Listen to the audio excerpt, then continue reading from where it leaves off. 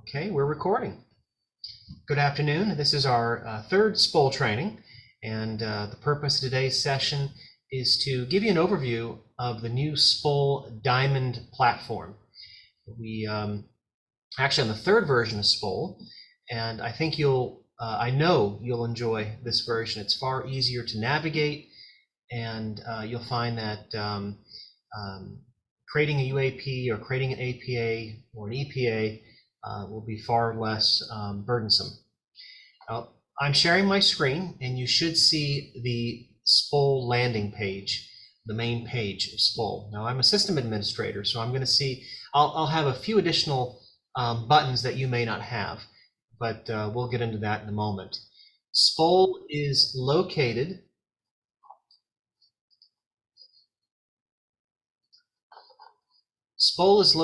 the link on the institutional effectiveness page. If you see on your screen, under strategic planning, assessment, and unit planning, and there is a link for SPOL. I've also included the link for SPOL in the chat, and of course you can see it up on my bar. I do recommend that you Linda, can you go ahead and as people are going in, just admit them? Okay. So I've logged in. I'm going to go ahead and impersonate myself. Very a little strange, but I want you to see exactly what a typical SPOL user will see. Okay. Now you can do two things. You can log in to SPOL as I'm doing the training and follow along, or you can just follow along with me as I go through SPOL. The top left-hand corner, you have a home icon, and if I select that, it just takes me right to the home page. You'll see a planning button on the left. That is for generating your unit action plans. You'll also see you shouldn't see a budget. In this case, for whatever reason, I guess because I have administrative rights, even though I'm impersonating myself, you'll see you shouldn't see that budget. We don't use the budget component of SPOL. Then next, assessment. These are the two buttons you'll be using the most. The planning button is to generate a unit action plan, and the assessment button is to generate a EPA or an APA. And for those that are new, EPA is a educational program assessment. Those are for people that oversee degrees and certificate programs here at the institution. APAs are administrative program assessments, and that would be like for Melissa Kuhnley or me, where we're administrative support units. The structure of the APAs and EPAs are very similar. Basically, and there's a handbook that goes into this, and I'll share that with you a little bit later. But every year we assess 3 to 5 outcomes, 2 performance measures per outcome, and then report out on the results, analysis, and improvement activities. So we're going to go over today how to generate a unit action plan and how to generate an APA or EPA. It's the same, very similar. Now going down a little bit further, you'll see an accreditation icon. Very few people use this feature. Dr. Leon, for example, uses this for her BSEE program, and it's basically a way to link narratives and artifacts to standards, program standards. This is useful for accreditation purposes. If you have a accrediting body that has a standard and you want to be able to document and narrative form what you're doing to address it, and then attach artifacts like reports and whatnot, you can use the accreditation manager. Down below further, we have a reports icon, and this is how you generate various reports. Hopefully we'll have time to do that today. And of course, you can always call me. You can reach out to Linda or me, and we'll walk you through this if you need any additional information. Now, first thing you want to do is make sure you're in the correct year. Now, on the top right hand, I'm circling the assessment year. Right now, we're in assessment or budget year 2022-2023. Our assessment and planning and budget years follow the same cycle. They begin July 1st and end June 30th. Right now, at the time I'm doing this recording, we are getting ready to prepare for next fiscal year. Sometime this month or next month, Ms. Voris in the business office will send out an email telling you to begin working on your budgets. Now, normally your budget development is done in Banner self-service, but for generating unit action plans, you have to go into SPOL to do that. If I was generating a unit action plan for the upcoming fiscal year, I want to select 23-24. If I want to view my current UAPs that I developed previously, I could just go into these years. The number one mistake we see people make is they're in the wrong year. They don't see the UAPs that they're generating, they generated, or they may submit them in the wrong year. So always make sure you're in the correct year. This calendar feature is a new feature to SPOL, and Linda and I will be sending out reminders that are automated. They'll come out through email, and you'll be notified when your UAPs are due. You'll also be notified when others create unit action plans that impact your units. So let's say, for example, Melissa, if I use you as an example, you create a unit action plan that requires institutional effectiveness help. You can now link that. You can tell in your unit action plan who you want to be notified of your objective. And they'll get an email and say, basically telling me to view the unit action plan. Any tasks or activities that you do, that you identify in your unit action plan, will show up in the calendar. So for example, let me go back to 22-23. You can see that I have some activities that are due, and it's showing up in my due dates. If I select this hyperlink, it will take me right to my unit action plan. So this is a new feature. Alerts that I talked about previously will show up here, and you'll have a history to show when you've made changes to your UAPs or APAs, and then favorites. You can actually now set up any favorite UAPs or APAs or EPAs. Now, selecting the planning icon, in this case for me, I have an educational technology unit, and I have an institutional effectiveness and grants unit. And if I hover my mouse over it, you'll see a pop-up menu appear. And then I have a training UAP planning unit.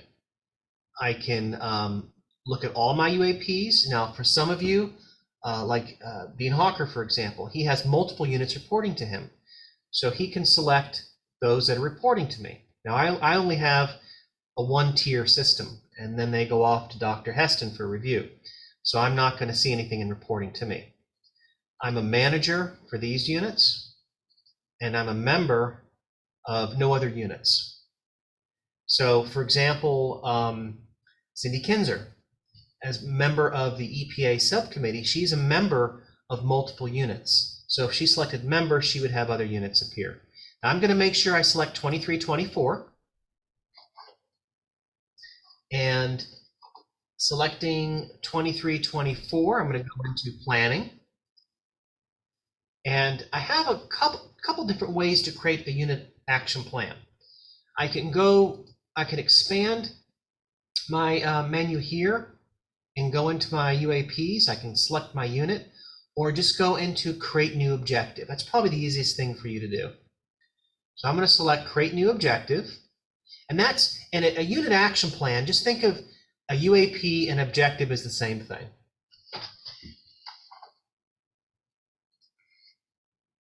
And let's type in, this is my first. Now I could have just selected here. This is my first UAP. Now I'm going to select the planning unit. In this case, I have administrative access. I can select multiple units. I'm going to use testing, training, and UAP planning unit. Now for you, when you select that, you're only going to see the units that you oversee. my objective purpose. A lot of this language is the same as the last version of SPOL. I kept all that the same. So for those that have been in SPOL before, this will look very familiar. And my unit action plan, well, let's say that it's something pertaining to the strategic plan. And I'm going to select it as a strategic planning initiative. You have multiple options to select from. It could be related to the QEP. It could be a technology initiative. It could be a departmental program initiative. Every unit is required to do at least one UAP per year. Now, UAPs don't have to necessarily be high dollar capital outlay projects. It could be new ways of doing things in your unit. Maybe if you oversee a department or program, and maybe some students aren't successfully passing some national exam, you might be generating a UAP to address that in the data. That's how this is tied into your EPAs and APAs.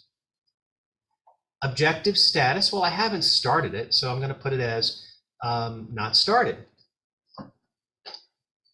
This is where I type in my UAP description. And by default, it's in 2324. That's because I selected it on the top right-hand corner, 2324. If I'm happy with all this, I'm going to hit save. And it brings me right to the objective that I'm working on. Now, if I want to edit what I just did, I bring my mouse over to that portion of it. It's highlighted in blue. Click on it. And on the right-hand side, I can make changes. Very few of your UAPs are going to be multi-year, so I recommend you do not select multi-year. Now, let's say I get interrupted. I have a phone call, and I have to, I log out of SPOL, and I need to get back in. Well, make sure I'm in the right assessment planning budget year. Go up to the top, go up to the left-hand side, top left, and I'm going to go into my unit, in this case, training UAP planning unit, expand it, and there's my draft. Select it.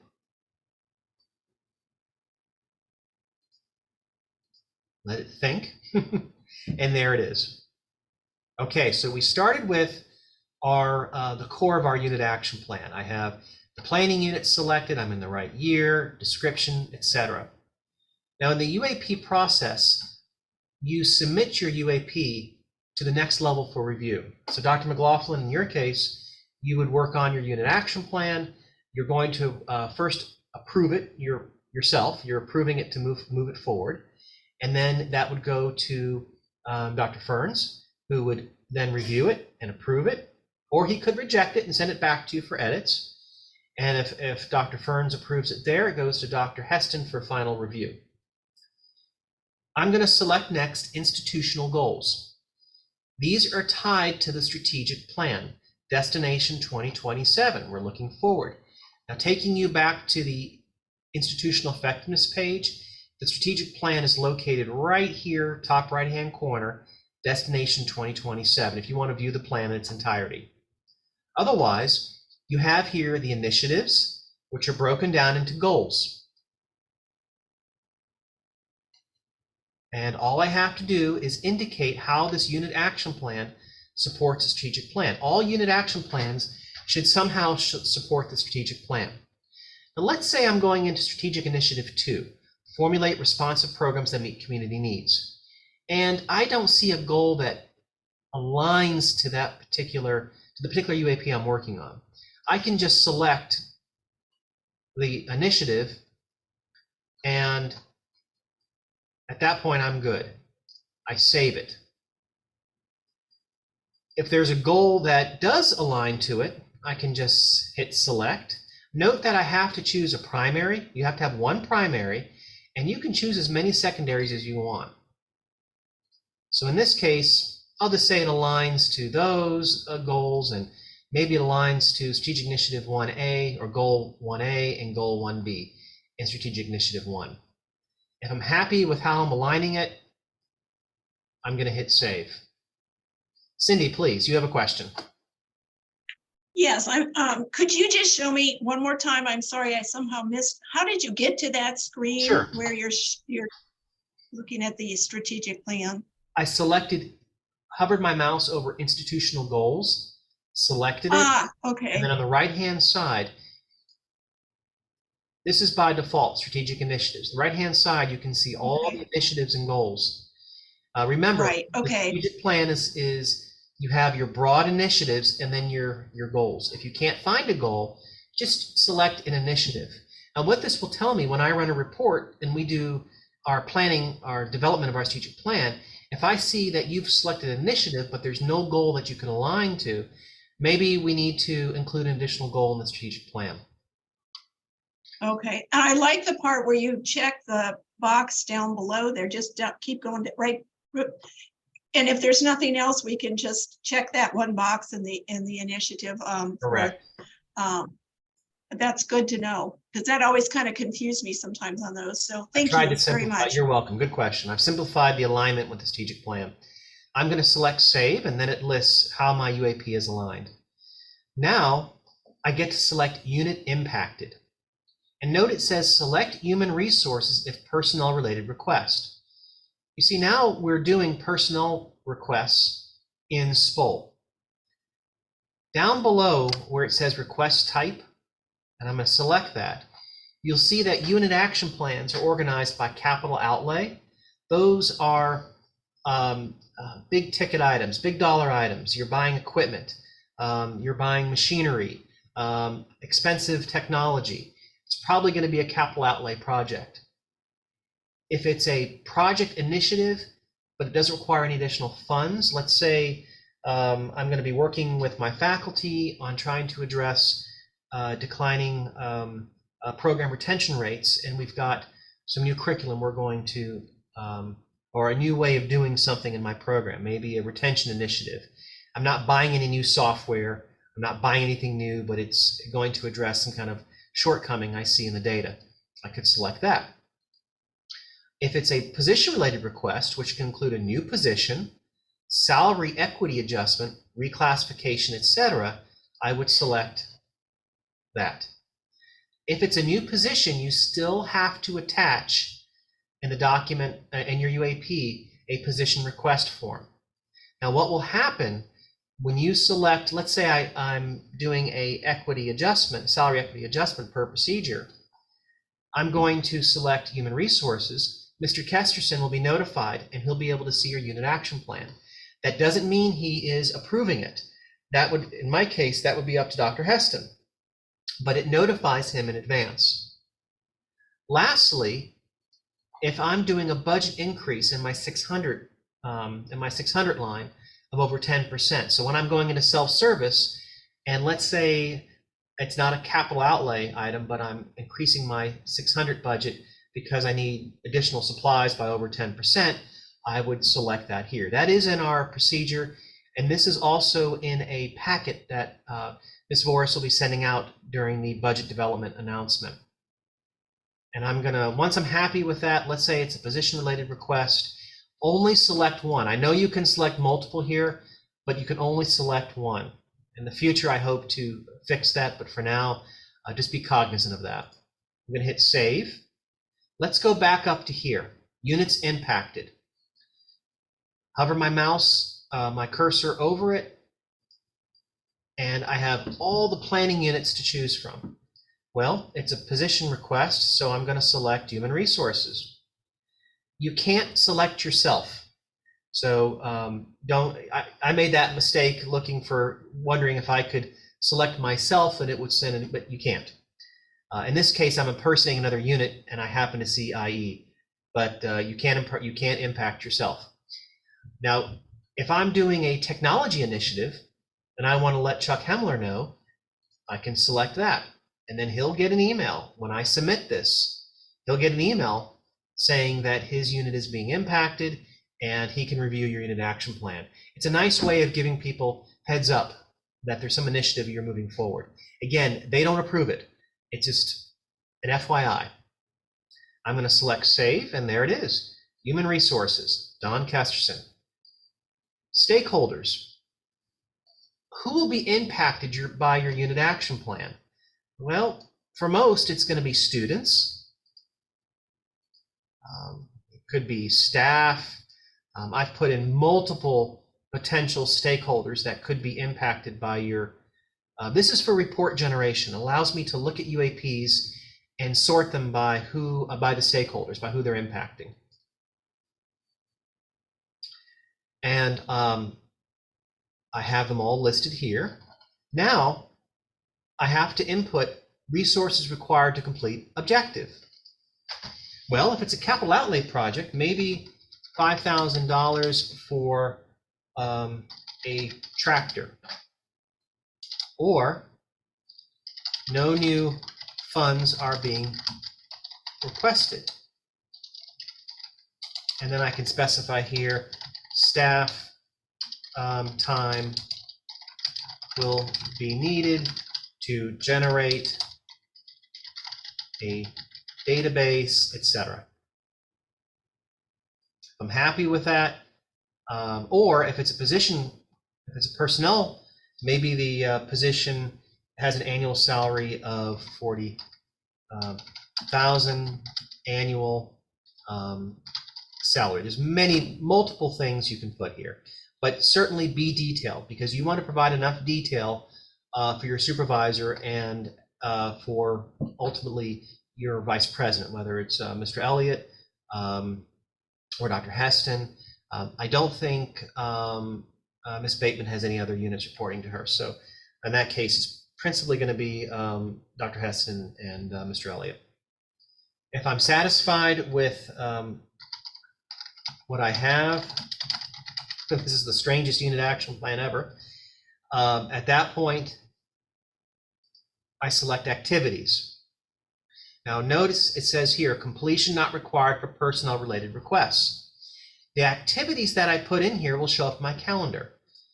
And under task type, it might be a meeting, some research you have to conduct. Lay out for your supervisor what activities have to be accomplished to complete this unit action plan. Some people, what they'll do is they'll start off with research, and they put in a start date. There's a calendar that appears, and I'm going to start this activity, say August of 2023. It's going to be due maybe, let's say September 11th, 2023. I indicate the priority. It's a high priority item. I haven't started it yet. It must be complete. It must be then I have to indicate when it was completed. Well, let's say I'm following up on this item. Right now I wouldn't do anything. I haven't started it. But let's say this UAP has been approved. It's next year, and I'm going to update this. All I have to do is change it to completed and indicate the date when it was completed. And let's say it was completed on the 7th, and then provide a description. I conducted research for. This is a what you see is what you get editor. You can boldface, italicize, underline, etc. I'm going to save it, and I can add multiple activities. Just bringing my mouse cursor over to the plus, I can add another task. So what I see people doing, they might have one activity for the research, they have another meeting they have to conduct, they purchase the equipment, then they start using it and testing it. There's a lot of activities that you can list.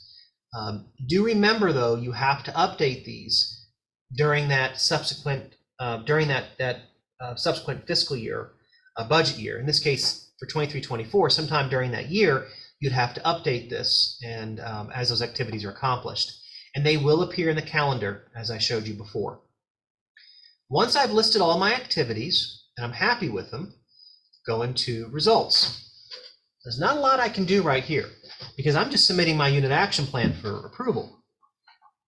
When my UAP is approved, and it's the following year, it's 23-24, I can fill in this information here. But for now, I have to indicate a measure.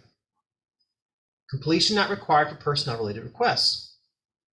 Measures, how do you know this unit action plan will be successful? If it's new curriculum or new software, how do you know that you spent all this money? How do you know that it will accomplish what it is you want to accomplish? That's where you indicate your measures. You might be using a range of data. Could be student success data. If you're buying some heavy equipment, say a tractor, how are you using that piece of equipment, and how do you know that it was worth the expense? Did you use it for a project? Could be a lot of things you can put for measures. This doesn't have to be a dissertation. It could be qualitative, quantitative data. I had one person, they were purchasing chairs for a classroom, and they were thinking, well, what do I put in for measures? They're chairs. Well, what do the instructors say about the chairs? Are the students more comfortable? Is it improving learning? You could be looking at SEI data. You might be doing some focus group data with your students. Maybe you're just taking a group of students or faculty and asking them, have you seen a positive impact because you've purchased this equipment? A lot of things you can do here, but again, provide detail. Under these two items, once my UAP has been implemented, approved, and it's implemented, and I'm moving forward with it, at the end of the year, so as we get closer to June 30th, this is where you need to complete your unit action plan. If objective has been met, describe the measurable results. A lot of that's tied back into what you put in for measures. Completion not required for personnel-related requests. If my objective has not been met, discontinued or in progress, describe why. Maybe you need more time to complete this UAP, and you're going to work on it the following year. Maybe it had to be discontinued. You didn't get the funding that you had hoped you would receive, and are you going to aim to do it next year? A lot of things you could put here, but detail. You should at least have a paragraph. I'm not one to focus on just how much, but there should be substance in here. And most people put about a paragraph worth of information here to help their supervisor understand more about their unit action plan. Attachments. This is where I can include quotes. I can include a range of artifacts that support my unit action plan. So let's say I'm purchasing some equipment. I have a quote that I want to include for my supervisor to look at. Bring my mouse cursor over, select the plus, look for my folder. If I don't see a folder for my unit, select the right mouse button under Objective Documents, New Directory, and I'm going to type in grants. All right, I have a grants folder now. Click on it, select Upload, select Files, and now I can go into my desktop, and I've got a range of documents that I can include. I'm going to upload a PowerPoint, select Upload. There it is. Now, if I change my mind and I don't want to select this, I can hit Remove Document. But for now, it's aligned to my unit action plan. Close out. There it is. I can do the same thing for link management. Let's say I want to provide a URL for the software or the company that I'll be buying this stuff from. Select Add. Same thing, you've got folders. If I don't see my folder, go under Objective Links, right mouse click, New Directory, Grants. There it is. Select New, link name, Google, type in the URL, link description. This is where I want you to go, and save it. Unlike the document, you have to assign the link. Make sure to do that. If I closed out and didn't see it appear, click on it, assign link. If I want to remove the link, remove link. I assigned it, I can delete it, I can edit it. There it is. We just created a unit action plan. Not the best UAP, but a UAP nonetheless. I'm going to go back to info, and now I'm ready to submit it to the next level. Top right-hand corner, you'll see draft. Now this is just a dummy unit. I don't have anyone to select, but if I was to submit it, you would select submit for approval. You'll see that appear, submit for approval. And then once I select that, you'll be prompted with a comment, little comment window. That's where you can type in, Dr. Heston, for your consideration, the following UAP will address that matter that we discussed on September 30th concerning declining retention rates in my program. She'll see that note. You approve it, off it goes. Or your next level, say in Dr. McLaughlin's case, Dr. Ferns will get an email. In my case, it would be Dr. Heston would receive an email. In Melissa's case, Dr. Leitzel would receive an email. And that's it. I'm going to back out, go to Home, select Planning, and I can view the unit action plan that I created. Another challenge that I see some people have is they create their unit action plans, but they're stuck in draft mode. They haven't submitted them to the next level. Now, there might be many reasons. Maybe they're still working on it. But sometimes they'll forget to submit it to the next level. So keep that in mind. You have to submit it for review and approval. And of course, as I said before, when I submit that unit action plan, anyone that I selected to be impacted by that unit will also receive an email. So I'm going to stop here for now and ask if there's any questions, comments.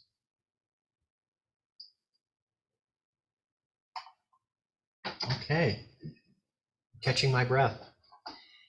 For people like users like Dr. Hawker, I'm going to use you as an example, Dr. Hawker. You've got units to approve. You've got UAPs that are going to come to you for approval.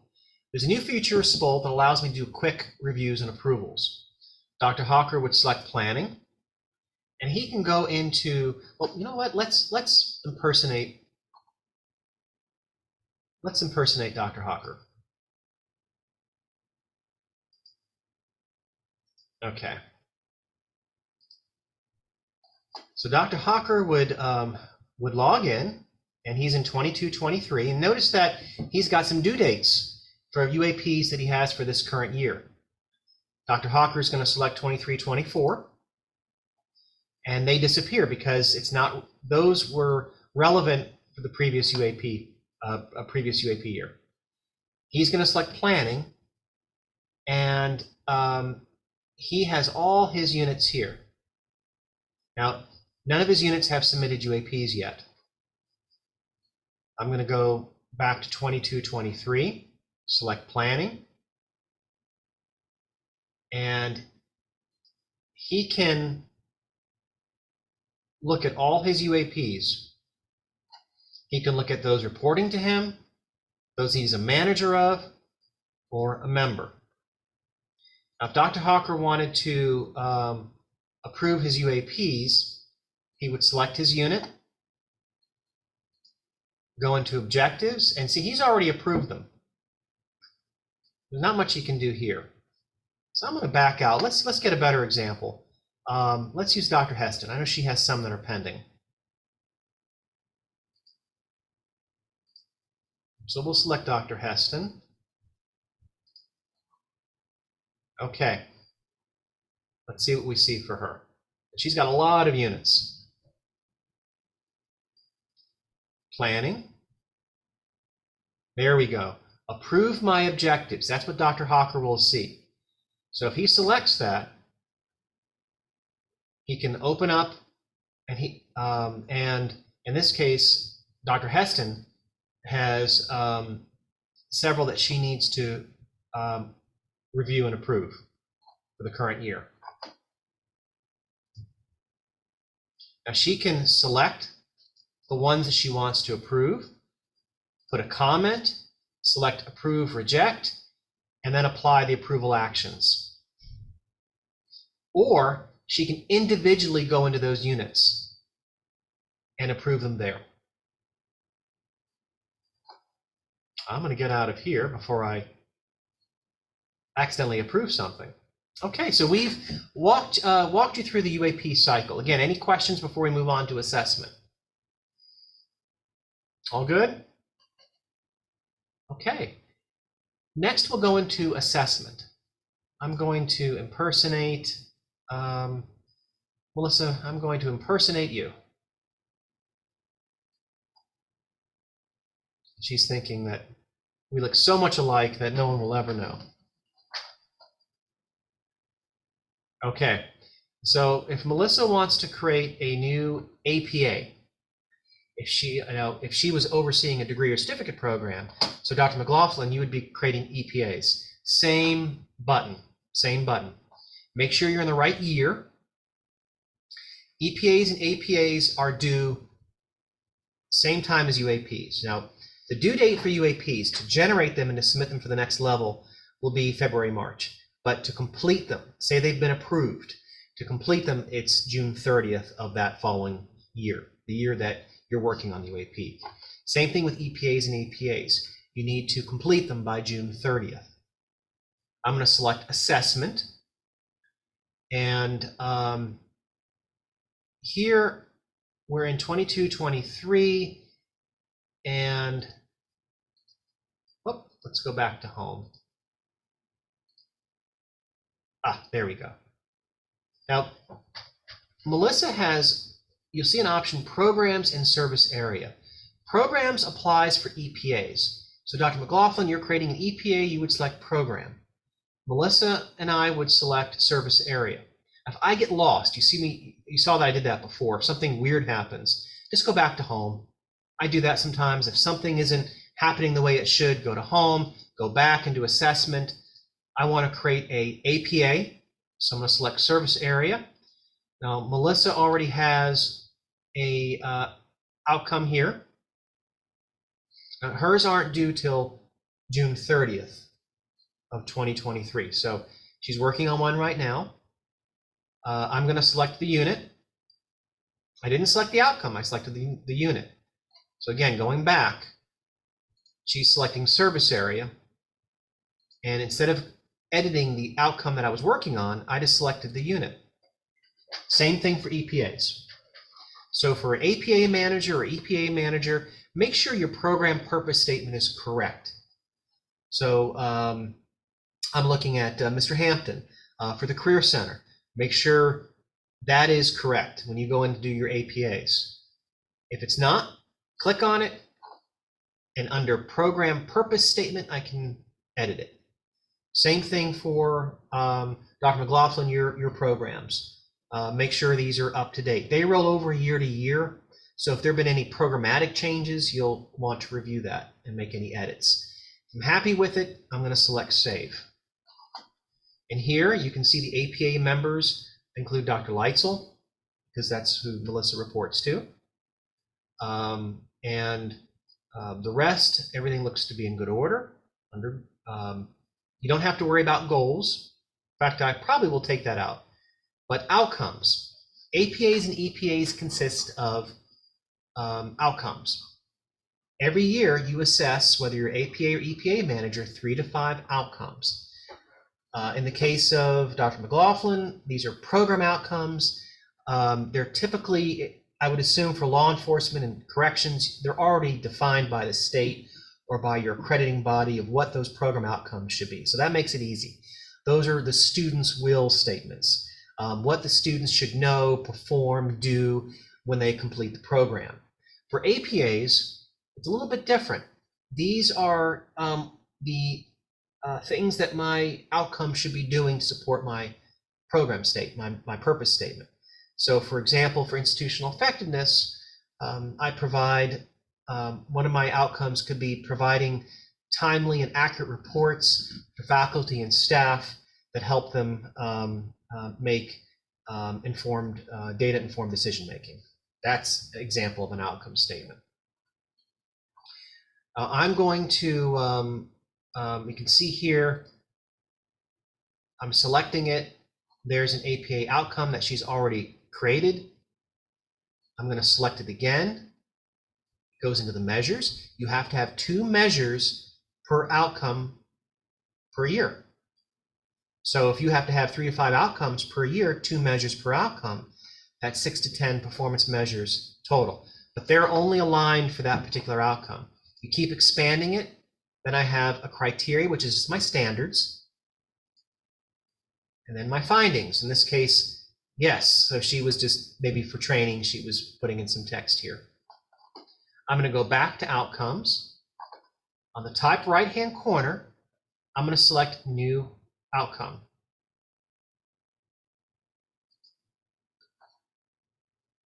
This is where I can select the outcome title. Melissa, I'm not going to save this, but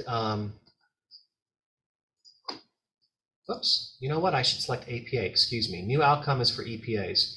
APA is going to be for APAs. So make sure, learn through my mistakes. New outcome is going to be for your EPAs. And I would have known what the giveaway was EPA.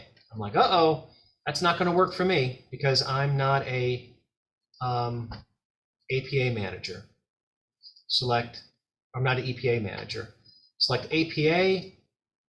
It's an administrative program assessment. Type in the outcome title.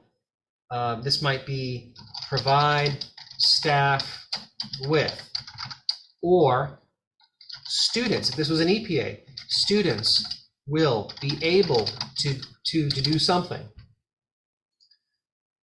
I would select my manager. In this case, it would be, if I was Melissa Kunle, it would be Melissa Kunle. And then I would type in the description. I'm not going to save. If I did, I would just select save. So let's get out of here. So that's generating an outcome. If I was to go back to the outcome she's already created, provide visual representations, I could add a measure by selecting the plus. So to add a measure, type in your measure title. Now, what are the measures? Well, let's say, for example, for EPAs, it could be an assessment. It could be some kind of standardized exam. It could be multiple things that you're doing.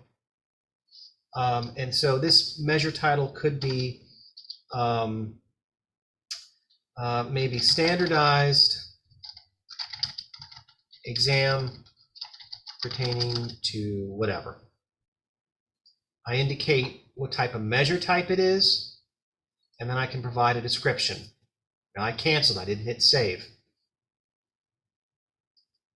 Any questions so far on generating measures? I recommend you get in there and play. You won't break it, you can always delete it, and you can always call me for assistance. Once I create my measure, you have to have 2 measures. So in this case, Melissa, you would need another measure for this outcome.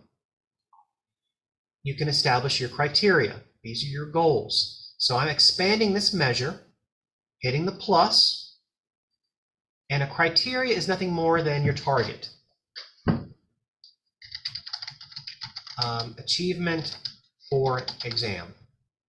And you can indicate, is it a benchmark, like a 50% of students will pass, 75%. Most people choose benchmark. What type of value is it? Is it a number or percent? Let's say I want my target to be 55%. Well, then it should be a percent. If it's 40 students will, then I would select number. So percent. Calculation method. Well, it's an average across my cohort of students. And then put the target, 75%. And then I would hit save. That's how Melissa came up with those values, because when she goes back to edit them and put in the actual values, she gets the difference score. So going back to the criteria, you see here, her goal was 79, she put in 95 as the actual, and then it calculates a difference score. She can include artifacts if she wants, like maybe a summary of course, we don't want to include student information, but maybe a summary of the score report. I'm going to go back. Notice I didn't use this up here. Don't use your web browser back and forward. Only navigate within SPOL. I'm going to go back to this criteria here. Let's expand that. There we go. And I'm going to, I can delete the finding or I can create a new finding. If I want to edit it, give it a click. And then I can, that's how she put in her actual target. Just adjusting that with the mouse. And then she'll put in her notes. So in this case, Dr. McLaughlin, I'll use an example. You could write in here that students performed very well on that assessment due to some new curriculum that instructional practices that we implemented. And there's a notable increase in the overall pass rate. You put in a narrative in here and save. I'm going to back out. Let's say I get interrupted. Go back to home. Go back to assessment and programs. In this case, Melissa is an APA manager, so she uses service areas. If she was a head of a degree program or certificate program, she would choose programs. Select service area, and then she can go back to view the outcomes she created. This is a little more complex than the UAP development, but I promise you, once you do it once or twice, it becomes second nature. You just have to play and get in there and experiment, and you can certainly watch this recording at a later time, or just give me a call and I'll walk you through it. Okay, we're going to pause for now. Any questions or comments? So what do you think of the new platform compared to the old? Cindy. I love it. This is Cindy. I love it. Thank you. Dr. Hawker? Way better, way better. More easier, much easier to navigate.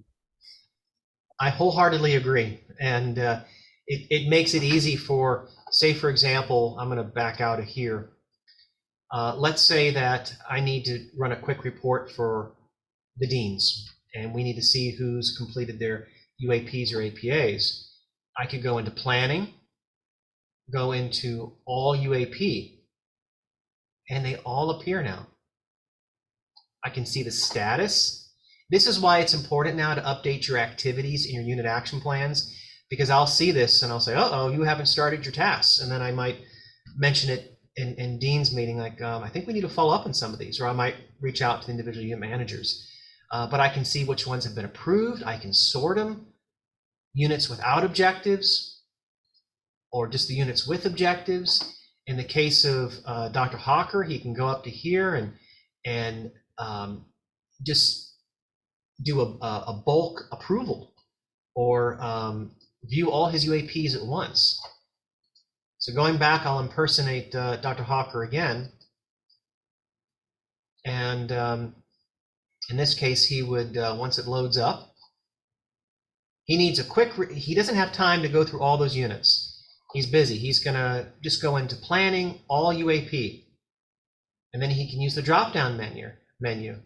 And he can look at the unit manager, and he can look at view all units. He can collapse them. There's a lot of options here he can choose from.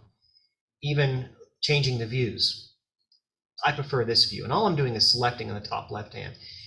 Click and experiment, and you can customize the view to your preference.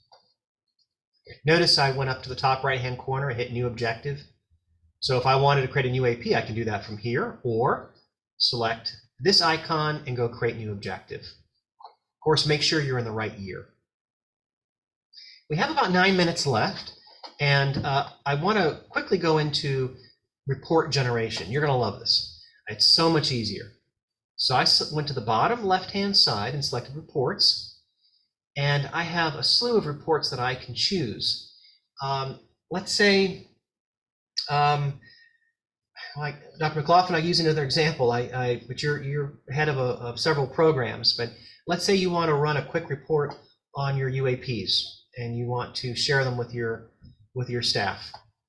He can go into planning reports, and he can look at, well, let's say objectives by planning unit and status.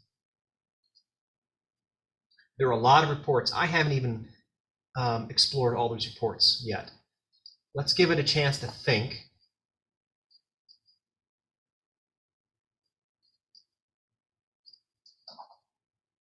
Let's close it out. Let's see. Let's select it again. Objectives by planning units. There we go. There we go. Select the year that you want to run those UAPs for. And select planning unit. So let's see what we have here. Whoops. I'm going to select mathematics. Remember, I'm impersonating Dr. Hawker, so I'm not going to see all the units. If I was Dr. McLaughlin, I would see his units appear here. Then by objective status, I'm going to select all and view my report. It's loading. You'll have the option, and there's one. You have the option to save it as a Word document, Excel, PowerPoint. If you're doing a presentation, a PDF, you can print it out using the icon. You can view it. I selected the top right hand. A lot of things you can do here. I'm going to close out, and that's it. Just explore the report feature, and you can go into assessment reports. In this case, for APAs or EPA details, I can select EPA and program. So I want an EPA for criminal justice. 2223. I want to look at the outcomes. We don't use program goals, so I'm selecting false. I don't need to show program members. I don't need to worry about associated objectives. And the rest I'll leave as true. We don't use the course feature, so I'll select false. So I'll leave these as true, and I'm going to hit view. We'll let it think, and there we go. We've got an EPA appearing. And I can navigate, go left or right to navigate the pages. And that's it. Close out. That's the report feature. Anything you'd like me to cover before I stop sharing? Chris, Yes, Cindy. if I want to run a report on outcome details by program, would that only give me my program, or would it give me any of the programs I have access to? Oh, good question. Let's try that. Outcome details by program. Okay, in this case, it's only the ones. I'm impersonating Dr. Hawker. He can only see them for AA and baccalaureate in elementary education. Now, I've made you a member, Cindy, because you review them as part of the EPA subcommittee, EPA review subcommittee. You can run reports for anything you're a member of. And then you can select true or false. And Yep. Okay, good. I've got it. Thank you, select Chris. all. Just need to make sure I was on the right track there. Notice with Dr. Hawker, it's still we're still in the current year, so they haven't wrapped up their EPAs aren't due till June 30th, so they haven't developed any yet. But if they did, they would appear here. He would select them all, and then he can run the report. Very easy to use and very user friendly. Yes. Thank you. You're welcome. You're welcome.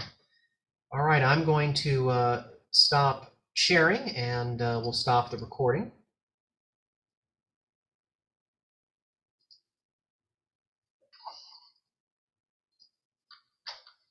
Okay, I appreciate your time today. I know this is a lot to cover in 1 hour, but again, this is recorded, and the recording will be available. I shouldn't have stopped sharing, but the recording is available on Panther Central. If you click on the institutional, if you go to Panther Central and you go into the faculty tab and look for educational technology, Joanne posts the recordings of these trainings, and it's in institutional institutional excellence. And you should see it on the bottom right-hand corner. I currently have a video on unit action planning development, and I'll have this recording posted hopefully today or tomorrow, and you can look at it, watch it at your leisure.